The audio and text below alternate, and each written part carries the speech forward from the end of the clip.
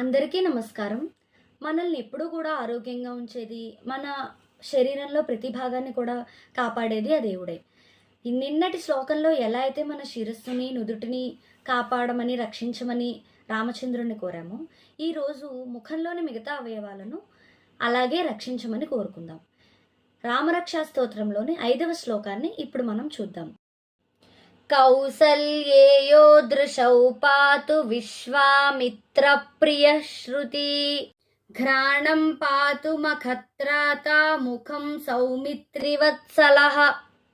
కౌసల్య యొక్క కుమారుడైనటువంటి రాముడు నా కళ్ళను, విశ్వామిత్రుడికి ఎంతో ఇష్టమైనటువంటి ఆ రామచంద్రమూర్తి నా ముక్కును, అదేవిధంగా యజ్ఞరక్షకుడు అంటే యజ్ఞాన్ని రక్షించిన ఆ యొక్క రామచంద్రమూర్తి ఏమో నా యొక్క చెవులను, అలాగే లక్ష్మణుడి మీద ఎంతో ప్రేమ కలిగిన వాడైనటువంటి ఆ రాముడేమో నా ముఖాన్ని రక్షించుగాక.